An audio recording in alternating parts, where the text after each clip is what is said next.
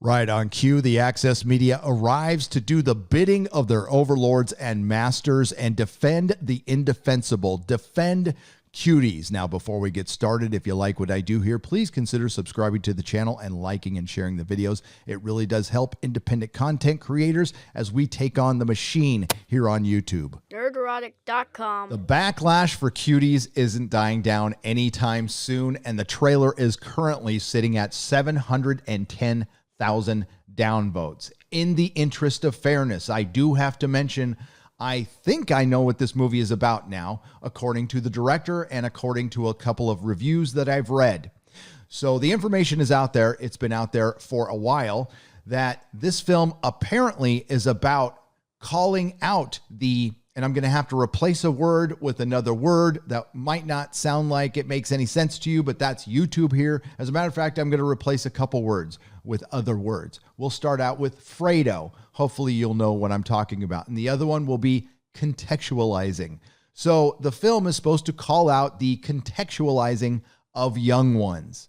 Does that change my mind on this? Absolutely not. You're calling out the contextualizing of young ones by contextualizing young ones. It will still bring the Fredos to the yard. Now, of course, the access media and the mainstream media and certain actors and actresses in Hollywood are going to grab onto this narrative, for lack of a better term, to try to run with it to defend the film and defend Hollywood, including somebody you might be very familiar with here in the Fandom Menace, Scotty Mendelson. Yes, we'll get to Scotty in just a moment. But first, what caused all this? Well, obviously, Netflix dropped the trailer. People saw that this film looked like it was contextualizing young ones. Then Netflix admitted they made a marketing mistake by shooting a whole different poster that apparently doesn't represent the movie at all. Now they have pulled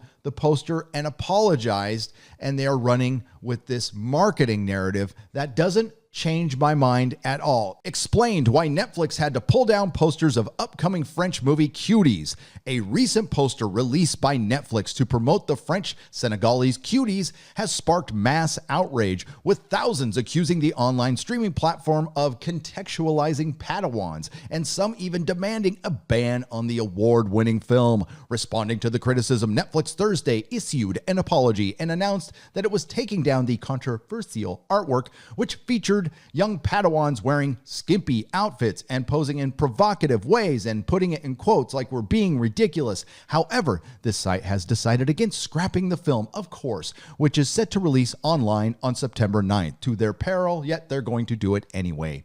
We're deeply sorry for the inappropriate artwork that we used for Cuties. It was not okay, even though we did hire a crew to set up a photo shoot and brought in the actresses and put them in those costumes. And we were actually going after this film since January, and we wanted to put it on our platform, yet we're going to play dumb right now and say we didn't really see it and we misrepresented the film. And for all I know, they did, and it doesn't change a thing. Nor was it representative of this film, which won an award at Sundance, which happened to be co-founded by Fredo.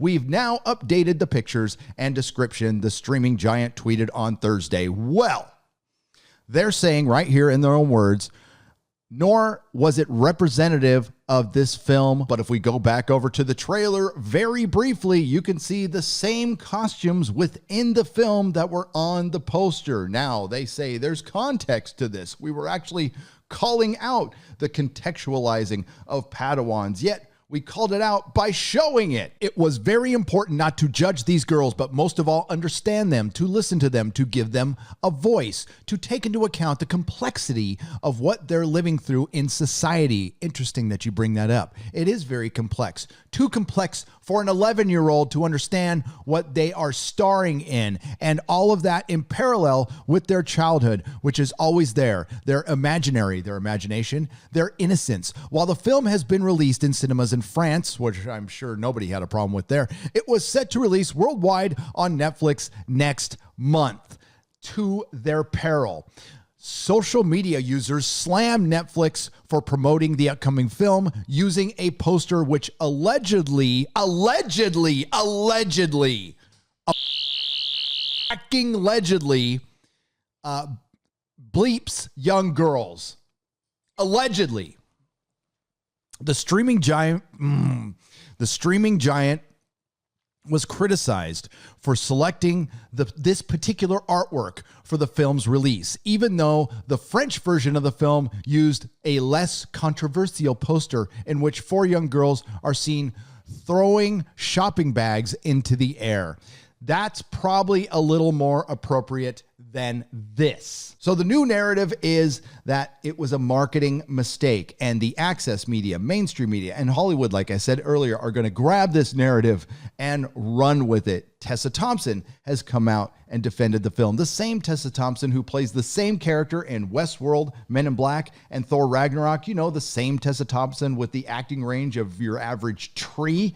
It's very difficult for these adult pretenders to go off script and think for themselves, so I don't really blame them. But then we have the fandom menace's favorite, Scotty Mendelson, defending it as well. And the defense is there is context to the story. We are missing the point while they are missing the point. I understand now that this is a film that is a commentary on contextualizing Padawans. You're still doing it by contextualizing Padawans. It is still indefensible, but Scotty Mendelson is going to try. And in this article, which I am not going to read, I'm just going to give you a summary. He says it's much ado about nothing, and we are overreacting, and he insinuates that we are missing the point. And he also states that we are creating controversy, which is going to bring more people to Netflix to watch this film. He compares it with The Joker and The Hunt. Yes, controversy helped The Joker.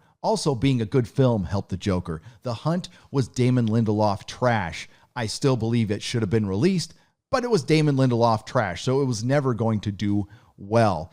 Those films didn't cross the line. This film did. If you don't see a problem with that, Scotty Mendelson, member of the Access Media, it's not surprising, yet it's still disturbing. He even says at the end of this article, Cuties debuts on Netflix in 3 ways. I think he meant weeks. It looks fine. No, it's not fine, Scotty. It will never be fine, yet your attitude reflects the attitude, again, of the entertainment industry in general. Listen, I watched Tim Pool's video yesterday, and I agree with most of it. I'm not about moral outrage.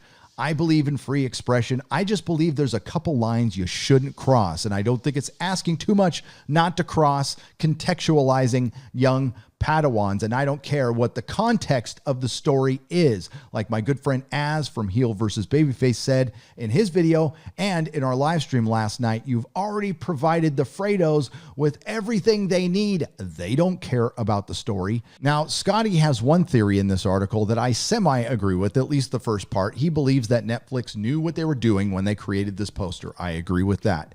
But his conclusion, I do not agree with. He believes they created the poster to create controversy, to get more people to watch the film. Netflix is big enough. They don't need to create controversy over some independent film. I just believe their morals are up their ass like the rest of Hollywood and the BBC and all the entertainment industry.